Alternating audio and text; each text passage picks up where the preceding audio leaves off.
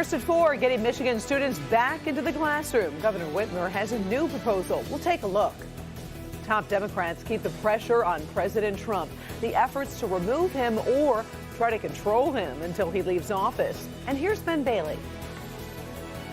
Karen, we still got sunshine. In fact, more of it today, but we'll see the most on Saturday. Find out if the temperatures will warm up along with it. Steve? This week, as we remember the longtime host of Jeopardy, Alex Trebek, I also learned that the Detroit connection to Jeopardy is much stronger than we realized. Local 4 News starts now with a breaking news alert. Good afternoon, everybody. I'm Karen Drew, and that breaking news comes from Governor Whitmer, who just announced a new goal to get Michigan students back into the classroom. The value of in-person learning for our kids is immeasurable, and we must do everything we can to help our kids get the great education they need. Local 4's Grant Herms monitoring the governor's announcement earlier today. He joins us live with a closer look at what the governor is proposing and how quickly it might happen. Good afternoon, Grant. Karen, good afternoon. This is a major shift in policy for the governor, not to mention a major milestone in this pandemic. Working to get kids back into the classroom is something that students, teachers, staff, and of course parents have been waiting for. So here's what we're talking about. The governor is asking every school district in the state to have some kind of plan for in-person learning by March 1st or earlier. That is just a little over 6 weeks away. She says they're basing this on data the state is using that schools can mitigate the spread of the virus by making sure students and staff wear masks, that they stay socially distant with their desks, and that everyone does some kind of self-monitoring at home before coming to school, among a few other new guidelines. Now, this will be a heavy lift, especially for district budgets that have already been hit hard by COVID and will now have to be able to show that they can ramp back up quickly as the vaccine rollout continues. And speaking of that, starting on Monday, teachers and school staff will be eligible to get their first round of the vaccine, despite the state already struggling to have enough of the vaccine to go around. So coming up at 5 o'clock, we'll have more from the governor's press conference, what school leaders are saying, and then at 6, we'll hear from parents. Karen, back to you. All right, thank you, Grant, and we'll check back with you at 5 and 6. Also this afternoon, Governor Whitmer is praising Joe Biden's plans to rapidly release more vaccine doses. The Trump administration has been holding back doses to guarantee those required second doses. Whitmer says released more doses will help end the pandemic more quickly. The state's chief medical executive, Dr. Janae Caldoun, says the state is at a pivotal moment. She's still concerned about the impact of holiday gatherings and the risk of a new strain of COVID. Today, the state is reporting more than 3,600 new cases with 38 additional deaths. The city of Detroit administering the vaccine to police officers and DDOT bus drivers. Police Chief James Craig just received his first dose. A vaccination site is also set to open in the garage of the TCF Center Monday to start vaccinating seniors over 75 and Group B essential workers like teachers and child care workers, and that is by appointment only. President Donald Trump could face another impeachment process as soon as next week. Top Democrats are so concerned they've already spoken to top military leaders to keep the president from making any surprise moves. Let's get to Kimberly Gill. And Kim, the president released a video last night condemning the attack on Capitol Hill, but obviously it is not swaying Democrats. Hi, Karen. Good afternoon. Yes, that video has not reassured top Democrats who still say the president should be removed from office or should resign, even though the inauguration of Joe Biden is just 12 days away. So in a statement, House Speaker Nancy Pelosi says she spoke to the chairman of the Joint Chiefs of Staff to prevent the president from launching any surprise military action. Pelosi says General Mark Milley assured her steps are indeed in place. So far, Vice President Mike Pence has not publicly declared whether he will seek to use the 25th Amendment to remove President Trump.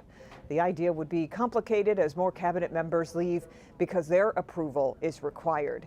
Education Secretary Betsy DeVos just resigned last night. Top Democrats say action must be taken. He's always wanted to do stuff that's never been done before. There's never been a president impeached twice before. So let's impeach him.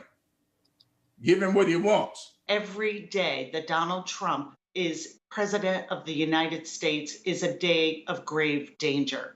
So we can use procedural tools to get articles of impeachment to the floor for a House vote quickly.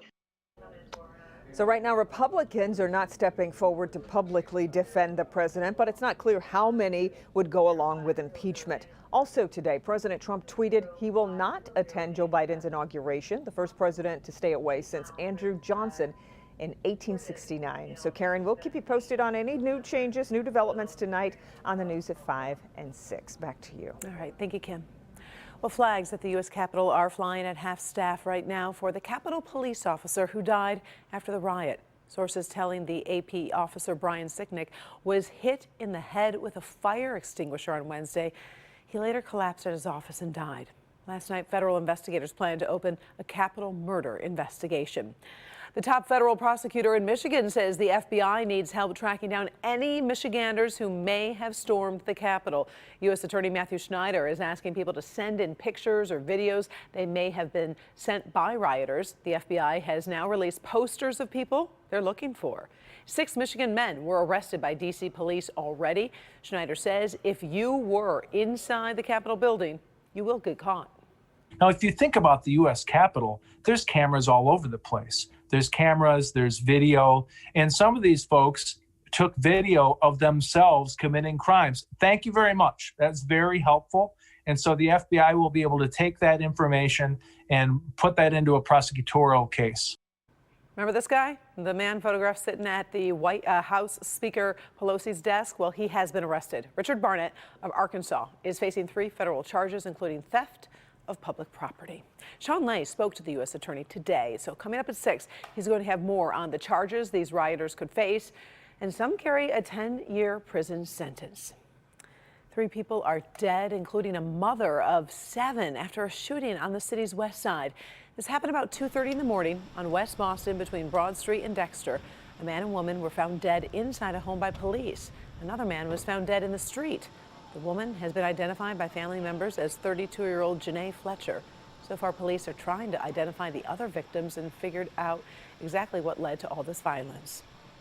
Now, we do have a Local 4 update on charges in that deadly carjacking over in Southfield. The Oakland County Prosecutor's Office says Tyrone Turner Jr. is facing several charges, including felony murder and carjacking. He's accused of killing Frederick Hudson outside of his home on the 26,000 block of Primary Drive on December 27th. Police quickly focused on Turner as a person of interest when he showed up at a hospital with gunshot wounds, apparently suffered in a shootout with Hudson. Turner is being held without bond tonight. All right, well, the Sun continues to play a frustrating game of hide and seek as we head into the weekend. Who is not hiding? Ben Bailey. We can find him in his home office as we enter the weekend. How are things going, Ben? Yeah, Karen, brighter than most of this week, that's for sure. There are places that are getting sunshine right now, and Mount Clemens is one of them. Our camera showing just a streak of blue out there among all of that gray, which is just now starting to fill in. But temperatures outside, very familiar. Most of these are starting to become in the low to mid 30s. There are some places that are a little bit chillier. Howell at 29, Port Huron right now at 28. And we are still seeing a north wind, so that's keeping wind chills firmly into the 20s. You can see on the satellite image, you can see the breaks are very few, but they're out there. May see a few more of those as we get towards sunset tonight. But as far as the weekend goes, don't expect any warmer temperatures, but do expect more sunshine. In fact, the brightest of the forecast is tomorrow. We'll look at that at our next rain and snow chance beyond in just a few minutes. Karen? All right, gonna have to get outside with the kids tomorrow. Thanks, Ben. Well, Jeopardy fans throughout Metro Detroit have been sharing memories of Alex Trebek as his final shows aired this week.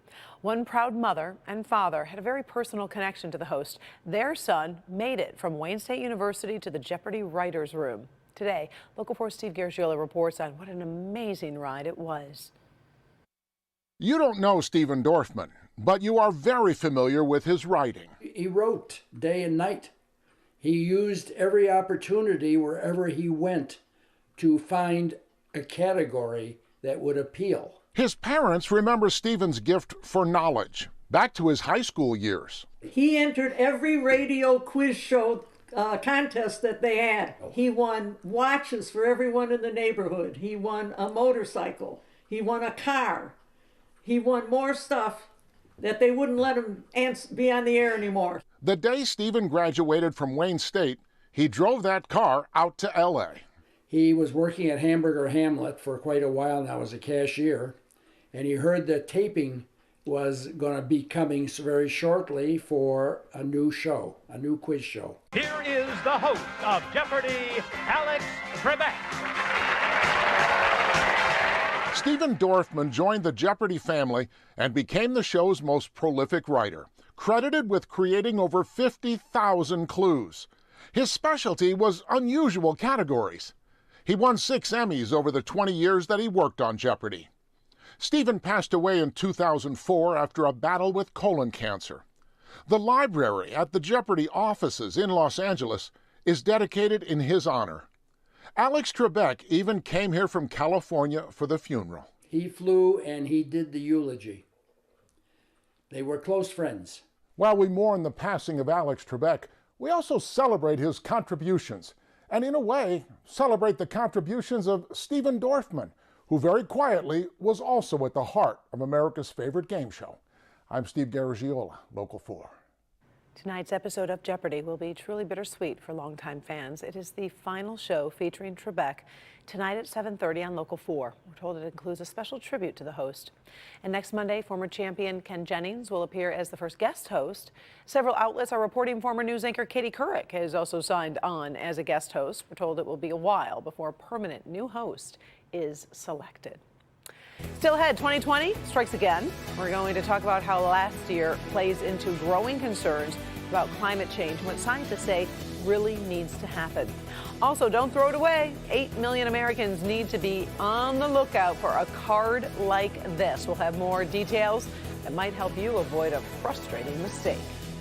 First, deputies tracked down the woman who accused an African-American teenager of stealing her phone.